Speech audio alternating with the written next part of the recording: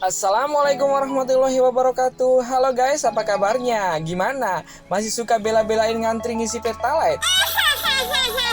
Sama atuh kayak saya. Oke guys, selamat datang ya di channel saya, channel yang membahas dan mereview tempat-tempat wisata dan camping. Di video kali ini saya akan mereview tempat camping yang sudah tidak asing lagi. Bagi Anda yang hobi ngecamp pasti Anda sudah familiar sekali dengan namanya Ranca Upas. Tetapi bagi Anda yang belum pernah datang, berkunjung ataupun ngecamp di sini, video ini bisa jadi petunjuk untuk Anda. Mulai dari pemilihan area camping, penyewaan tenda dan perlengkapannya, wahana apa aja yang ada di sini, dan biaya apa aja yang mesti dikeluarkan saat ngecamp di sini. Penasaran dengan keseruan ngecamp dan berwisata di Ranca Upas? Pantengin video ini sampai akhir ya guys. Jangan lupa like, comment, dan subscribe.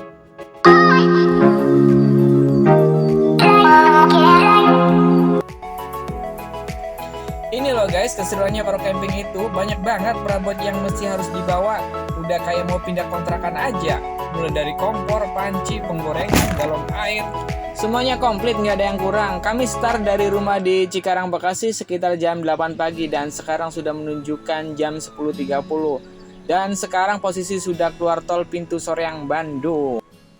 Nggak pakai lama, kita sudah selesai mendirikan tenda guys. Tadinya sih mau saya rekam tuh niatnya tuh pasang tenda, biar buat nambah-nambah durasi gitu. Taunya tripodnya saya cari-cari kagak ketemu-temu. Ternyata sih itu tripodnya ketinggalan dalam mobil.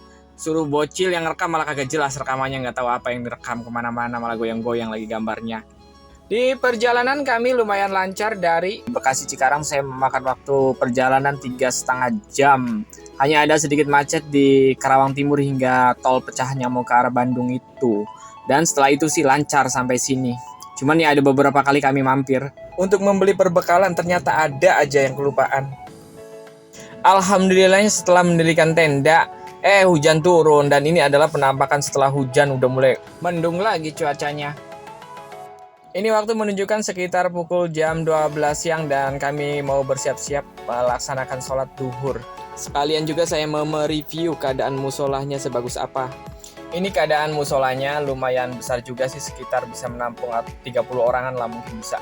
Aku tadi datang lebih duluan dibandingkan dengan anak-anak saya. Setelah saya selesai sholat, anak-anak saya baru datang. Makanya mereka sholat belakangan setelah saya. Sebelumnya mohon maaf saya memberikan nasihat, bukan berarti saya menggurui Anda. Apabila Anda mempunyai anak laki-laki, disarankan Anda mengajari mereka untuk sholat berjamaah di masjid atau musola-musola terdekat di rumah Anda.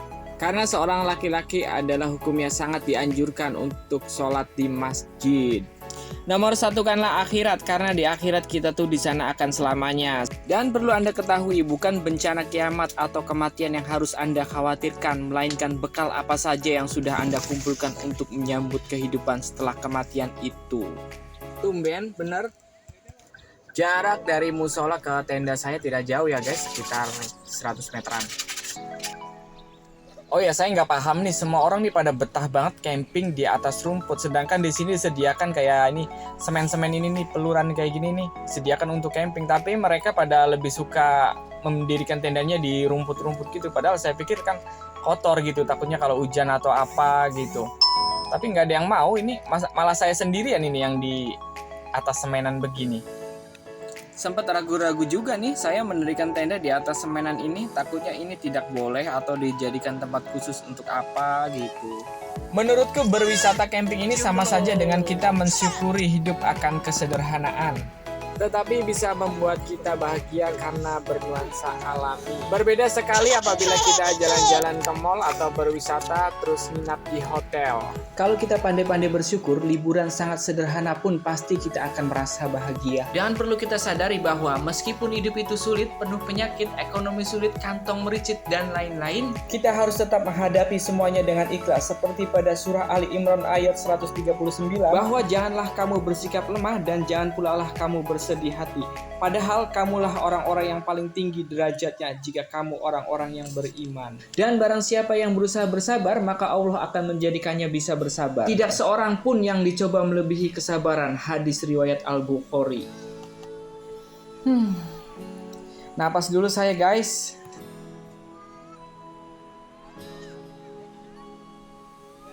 Oke, lanjut ke review ranca upas lagi ya guys. Untuk fasilitas di sini listrik kita nggak dapat ya guys. Bisa sih dapat, tapi cuman mahal juga sih, kena casnya sekitar 300.000 gitu kalau listrik disalurkan ke tenda kita. Untuk penerangan saya sudah membawa lampu emergency. Untuk memasak saya sudah membawa kompor portable dan perlengkapan dapur lainnya beserta bahan pokok secukupnya. Dan jangan salah ya guys, Ranca Upas ini adalah tempat camping terbesar di Jawa Barat atau mungkin Indonesia kali ya. Soalnya ini di blok saya aja nih gede banget. Ini adalah penampakan tenda dari dalam ya guys. Ini tenda bisa muat 6 hingga 7 orang, mereknya Borneo 6. Untuk fasilitas selanjutnya adalah kita juga disediakan di sini ada tempat wisata seperti penangkaran rusa, petik stroberi, kolam renang dan panahan dan tempat bermain anak.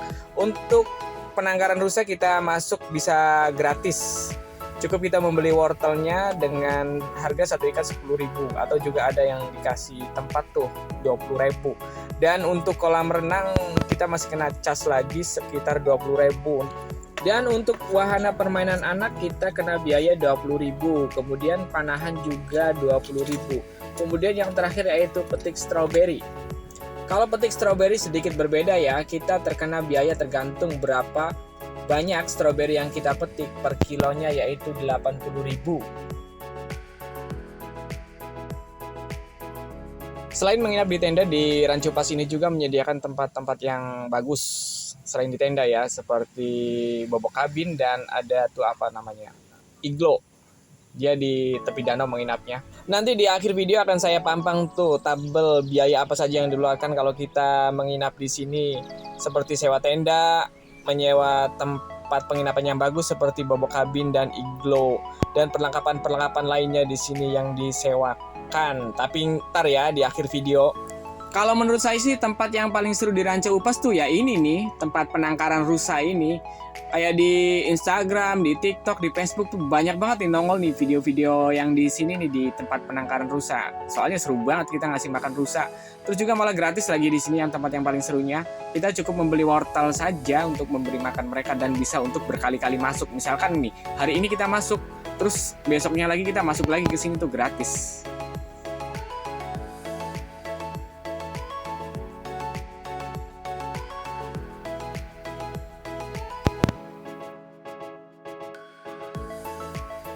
Para pengunjung wanita rata-rata takut sama rusanya, padahal di sini rusanya jinak-jinak banget loh. Emang agak tampilannya sih agak serem juga nih kalau rusa yang jantan tuh, lihat dari tanduknya begitu bercabang-cabang dan lancip kayak gitu tuh. Tapi padahal dia tuh lebih jinak daripada kambing. Kambing bisa jinak-jinaknya kadang-kadang masih nyeruduk kita. Tapi untuk rusa ini sih enggak ada yang nyeruduknya, paling dia ngejar-ngejar kita doang karena minta makan gitu. Apa mungkin karena ini pengalaman saya dulu ya, waktu SD tuh sepulang sekolah tuh saya masih suka ngangon kambing. Jadi kalau ngelihat rusa tuh ya nggak ada takut sedikit pun. Malah seakan-akan jiwa angon kambingku kembali meronta setelah sekian lama puluhan tahun tidak pernah mengangon kambing lagi. Ingin rasanya aku lepas dan aku giring rusa-rusa ini ke padang rumput agar mereka memakan rumput-rumput yang hijau tuh dekat tenda-tenda. Oh iya, para petugas juga menghimbau kepada para pengunjung untuk tidak memasuki area rusa. Kalau ingin memberi makan cukup dari pinggiran saja. Nanti kalau kita membawa makanan tuh kadang-kadang seperti ini nih, rusa ngejar-ngejar terus gitu. Biarpun makan udah habis tetap aja dia ngejar-ngejar kita. Jadi mungkin ada sedikit bahaya mungkin bagi untuk anak-anak ya apabila membawa makanan. Takutnya terjatuh gitu terus kan keinjak rusa. Karena sejinak-jinaknya binatang pasti aja ada sifat buasnya. Berbeda sekali dengan manusia. Sebuas-buasnya manusia pasti akan jinak juga kalau dia ingin meminjam duit atau dalam kurung ada maunya. Jadi menurut saya jangan terlalu percaya dengan orang yang baru dikenal. Ketika orang bersikap manis, bahkan kelewat manis, bisa jadi orang itu menyimpan maksud yang tidak baik terhadap kita. Bukannya tidak boleh husnuzon atau berprasangka bagus terhadap orang lain, tapi alangkah baiknya apabila kita tidak menaruh harapan pada seorang manusia, karena menaruh harapan pada seorang manusia adalah seni paling sederhana untuk menderita. Ingat, kepercayaan diperoleh bukan dengan banyaknya perkataan, melainkan kesesuaian antara perkataan dan perbuatan. Oke, bagi Anda para kepala keluarga, asal tahu ya, para suami menyenangkan anak dan istri itu adalah ibadah.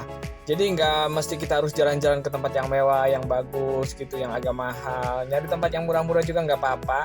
Bini kita mah udah kita ajak jalan-jalan ke pasar malam naik motor juga dia mah udah seneng. Tinggal kita beliin seblak sama cilok, kayak senyumnya udah lebar banget memancarkan kebahagiaan. Dan sepulang kerja misalkan kita sampai rumah badan kita masih belum capek, kita ya lihat aja tuh yang di rumah tuh yang kerjaan yang belum selesai sama istri tuh kita kerjain aja, seperti misalkan cucian piring masih belum dicuci atau lantai masih kotor kita ngepel gitu. Kita lakukan aja demi mengharap imbalan pahala dari Allah Subhanahu wa taala. Dan perlu diingat ya, tolong jaga hati orang yang mencintaimu saat ini, hargai pengorbanannya, terima kekurangannya, jangan sia-siakan ketulusannya. Karena Anda tidak pernah tahu seberuntung apa Anda di mata orang lain karena memilikinya. Kasihan juga loh guys, istri kita tuh capek banget kan kerja dari pagi hingga malam mengurusin rumah hingga anak-anak. Belum lagi ngurusin kemauan kita di saat malam. Oke, sekarang kita pulang ke tenda setelah melihat-lihat rusa dan berkeliling-keliling sebentar. Ini waktu menunjukkan sekitar jam berapa ya? Jam 17.30. Kami mau bersiap-siap mandi. Sebenarnya saya sih males banget ini mandi, berhubung tadi megang-megang rusa, masa iya kagak mandi. Tapi ini anak-anak nggak merasakan mikir atau dingin. Kayaknya anak kecil lebih kuat kayaknya daya tahan tubuhnya untuk hal-hal yang dingin. Saya kasih jaket juga ini kagak mau, bocah maunya dilepas mulu. Padahal lihat-lihat di sini yang orang-orang dewasa aja pada pakai jaket semua gitu.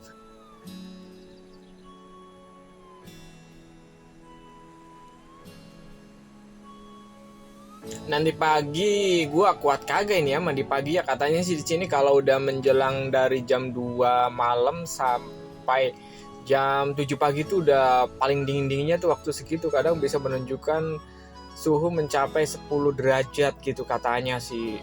Makanya nih gua tahu nih besok buat kagak ini mandi nih. Ini adalah kondisi kamar mandinya ya, mau saya perlihatkan ini. Lumayan ngantri juga sih ya untuk ukuran campingnya kamar mandi begini sih. Oke lah, dibandingin saya dulu waktu SMP tuh pernah camping di daerah Kuningan. Mandinya tuh ya di kali, benar-benar bernuansa alam-alami gitu. Tapi itu dulu ya 20 tahun yang lalu. Sekarang mah mungkin udah bagus sekali tempatnya. Oke, selanjutnya kita langsung ke pagi harinya. Ini adalah situasi pagi hari. Ini yang di tenda ini bukan hujan ya, bukan air hujan, tapi ini air embun. Dingin banget semalam. Saya hampir semalaman loh nggak tidur gara-gara ini istri saya nih mondar-mandir mulu ke kamar mandi, ditambah dia juga katanya dingin banget di sini. Tapi alhamdulillahnya anak-anak saya tuh semuanya tuh pules gitu tidur. Saya tuh baru mulai bisa tidur itu setelah sholat subuh tuh jam 5 tuh baru tuh saya tidur. Habis itu denger berisik-berisik di samping tenda. Apaan ini? Pas saya keluar ada ini orang lagi foto-foto prewedding di dekat tenda saya. Itu tuh orangnya tuh mengarah ke belakang. Semalam sempat turun hujan juga sih sekitar jam 6 sore itu setelah maghrib hingga jam setengah 10 tuh turun hujan tuh. Baru setelah hujan tuh anak-anak udah pada tidur. Kalau saya sih masih ada ngobrol-ngobrol dikit sama bini gitu. Mengenang masa-masa pacaran gak terasa padahal baru kemarin. Tahu-tahu udah punya anak 3 sekarang. Mau nyalain api unggun tapi kayaknya gak seru banget kalau anak-anak udah pada tidur. Akhirnya saya bangunin tuh anak-anak jam 1 malam biar agak meriah suasananya. Kakak bangun. Kasian ini anak saya yang bontot gara-gara semalam saya bangunin untuk bakar api unggun, sekarang masih tidur aja tuh. Untuk mendapatkan kayu bakar di sini sangat mudah ya guys. Tengah malam juga ada tuh orang yang ngiderin kayu bakar, dijual dengan harga 20 ribuan. Per ikatnya lumayan banyak sih satu ikatnya. Murah banget dah dengan harga segitu mah, karena kita sangat membutuhkan banget dan sekalian masak mie juga. Kita sambil ngobrol-ngobrol satu keluarga. Dan ternyata pas malam ini ternyata di samping gue udah banyak-banyak tenda loh. Ternyata mereka tuh datang malam, kebanyakan sih anak-anak muda yang pada ngecamp di sini. Tapi ada sih di sebelah saya tuh ya bawa-bawa keluarga juga gitu, bawa anak-anak kecil tuh kayaknya ada. Semuanya keluarga muda semua gitu, soalnya anak-anaknya tuh kebanyakan di bawah umur 6 tahun. Tapi anteng-anteng aja mereka nggak ada yang nangis atau apa tuh. Nggak ada yang pada rewel gitu anak-anaknya, mereka betah kayaknya di tenda juga. Malahan yang di belakang tenda saya tuh anaknya usianya sekitar 3 bulanan, nggak ada nangis-nangisnya tuh di malam hari, kayaknya anteng-anteng aja. Ini nih waktu yang bagus ini nih guys nih, waktunya sunrise ini nih, indah banget dah. Momen-momen begini nih orang banyak yang mengabadikan nih.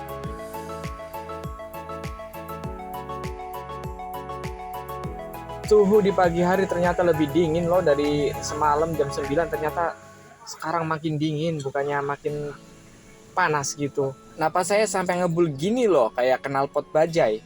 Dan sekarang saatnya sarapan pagi guys. Tadi istri saya udah nyari nasi uduk, katanya mau keluar nyari makan di sini. Warung-warung lengkap sih 24 jam. Nggak jauh kok, paling sekitar 200 meteran dari tenda. Dan inilah keindahan Ranca Upas semakin terlihat di saat matahari semakin terang.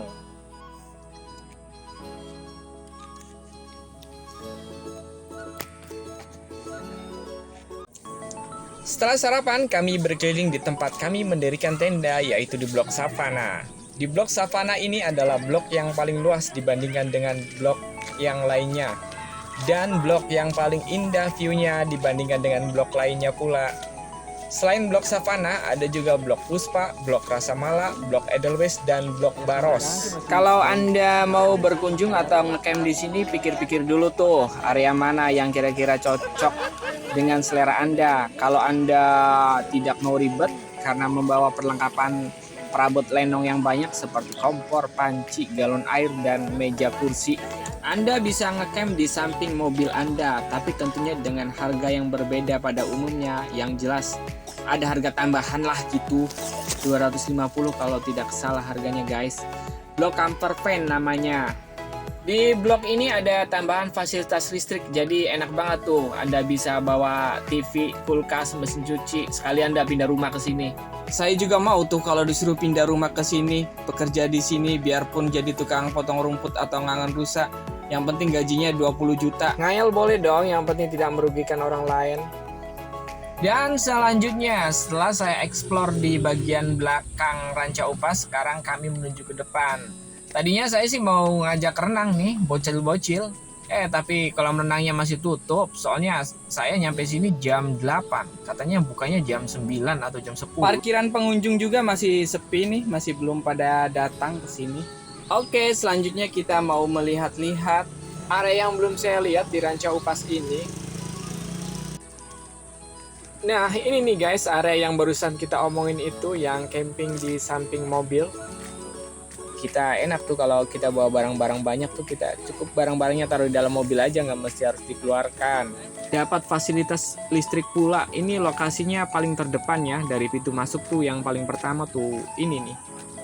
Dan itu di seberang tuh yang putih tuh namanya Iglo tuh, lumayan bagus juga tuh, disewakan juga. Sebelum pulang kita nyari oleh-oleh dulu guys. Ini adalah area strawberry. Di sini kita masuk di area strawberry gratis, tapi keluar bayar. Sama aja kayak naik angkot, naik gratis turun bayar. Di sini kalau Anda punya banyak duit, Anda bisa petik tuh strawberry sebanyak-banyaknya. Per kilonya strawberry di sini harganya Rp80.000 untuk petik sendiri ya. Tapi kalau nggak metik cuma harganya Rp60.000. Kebalik ya, padahal metik sendiri malah tambah mahal. Tapi ada kepuasannya sih, jadi kita metik sendiri kan kita jadi tahu tuh pohon stroberi kayak apa. Saya pikir pohon stroberi tuh gede gitu pohonnya kayak jambu air, taunya pohonnya kecil banget kayak pohon sawi. Oh iya, tadi saya nanya sama mbaknya yang jagain kebun stroberi ini, Mbak boleh nggak kalau saya petik terus langsung dimakan? Katanya boleh-boleh aja, tapi jangan banyak-banyak ya makannya.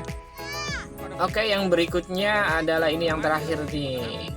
Ini adalah tempat-tempat kulineran yang ada di Ranca Upas. Di sini tidak hanya untuk kulineran ya, di sini juga menyediakan penyewaan tenda dan alat-alat camping. Di sini juga menjual kayu bakar untuk api unggun. Komplit deh pokoknya, yang Anda cari pasti ada, nggak perlu harus keluar dari tempat wisata ini.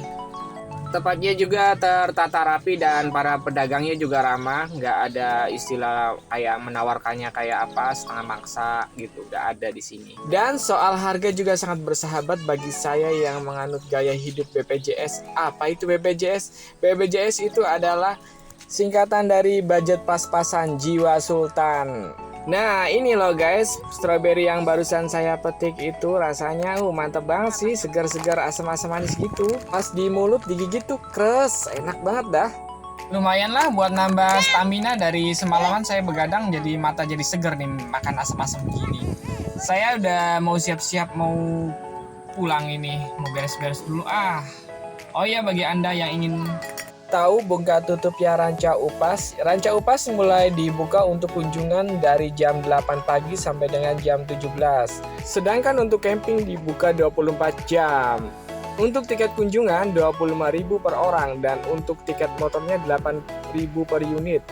Kemudian untuk tiket mobilnya 15.000 per unit dan tiket untuk bisnya 35.000 per unit. Kemudian untuk campingnya adalah biaya masuknya 40.000 per malam dan ada tiket tambahan apabila Anda ingin menambah hari camping yaitu 15.000 per malam. Sedangkan untuk tiket motor campingnya 19.000 dan kemudian untuk tiket mobilnya yaitu 34.000 dan setelah itu untuk tiket bis campingnya 70.000. Dan berikutnya untuk tarif penyewaan tenda adalah Oke guys, ini adalah jenis tipe tenda yang disewakan oleh Ranca Upas. Langsung saja yang pertama saya perkenalkan jenis tenda Karaha Bodas Dome dengan harga sewa 280k, maksimal bisa muat 3 orang. Dan ini adalah jenis Patuha Dome dengan harga sewa 358k, maksimal bisa muat 3 orang juga. Selanjutnya jenis Limber Gamma dengan 428k harga sewanya dan maksimal bisa muat dengan 4 orang. Setiap tenda juga udah ada pelengkapannya, udah termasuk full matras, sleeping bag, kasur, lampu tenda, kayu bakar, 1 ikat dan minyak tanah. Dan ini adalah tipe Sunan Ibu Gamma dengan harga sewa 520k, maksimal bisa muat dengan 4 orang. Selanjutnya ini adalah tipe Cirima Eiger dengan harga sewa 649k, maksimal bisa muat 4 orang juga. Bergeser sedikit ke tenda yang agak sedikit besar, ya ini adalah tipe Cikole Charlie dengan harga sewa 519k, maksimal bisa muat dengan 6 orang. Tenda ini adalah tipe Kawah Putih Charlie, hampir mirip sih tadi dengan tenda Cikole Charlie. Kawah Putih Charlie berbanderol 695k untuk harga sewanya dan bisa muat untuk 6 orang. Dan kemudian ini adalah tenda terbesar yaitu tipe Galunggung Rofi dengan harga sewa 799k, maksimal bisa muat dengan 12 orang. Tenda terbesar berikutnya yaitu adalah tipe Pangrangga Rofi dengan harga sewa 1.098.000 dengan maksimal bisa muat 12 orang. Baiklah, perlu saya ulangi lagi bahwa penyewaan tenda ini sudah berikut dengan perlengkapannya ya, seperti matras, sleeping bag, kasur, karpet, lampu tenda, kayu bakar, 1 ikat plus minyak tanah. Baiklah, demikian review dari saya, semoga bermanfaat bagi Anda yang ingin mengunjungi Ranca Upas. Sebelum undur diri, saya mau menitipkan pesan motivasi kepada Anda. Apa yang kita tanam, itulah yang kita petik. Jika Anda berbuat buruk kepada orang lain, jangan heran jika suatu hari nanti hal buruk juga akan menimpa Anda. Jika Anda memberikan 1.000 perak kepada orang yang sedang benar-benar membutuhkan, jangan kaget jika suatu hari nanti Anda akan mendapatkan beribu-ribu perak dari yang pernah Anda berikan kepada orang tersebut. Cobalah untuk ikhlas, tawakal, hindari iri, dengki, dendam, apalagi takabur dengan menyombongkan harta benda yang Anda miliki, seolah itu adalah hak pribadi Anda. Ingat, di dunia ini kita tidak benar-benar memiliki hak atas apapun atau hak atas benda apapun. Karena pada dasarnya hanya satu yang benar-benar kita punya, yaitu waktu. Pergunakanlah waktu Anda sebaik mungkin, jangan terlalu banyak rebahan. Sekali-kali bolehlah rebahan, saya juga kadang begitu. Tetapi sekali-kali aja, jangan setiap hari. Selalu beribadah sholat di masjid apabila tidak ada halangan. Berdoalah, minta yang baik-baik. Bekerjalah, bergaul, silaturahmi, cari relasi bisnis, mau apapun itu yang penting bermanfaat. Asalkan jangan menjadi seorang beban, karena itu sangat tidak worth it sekali. Sekian dan terima kasih sudah menonton. Saya Yanto mewakili rakyat Cilata, pengguna setia BBM bersubsidi, undur diri. Wabillahi taufik walhidayah. Wassalamualaikum warahmatullahi wabarakatuh. Adios, bibir Lesti kesetum mikrofon. Aduh. Ingat beberapa bulan kemarin saya di masjid itu mau azan, taunya itu si mikrofonnya nyetrum sama bibir saya. Sakit sih enggak, cuman ini kagetnya sampai dengkul mau copot.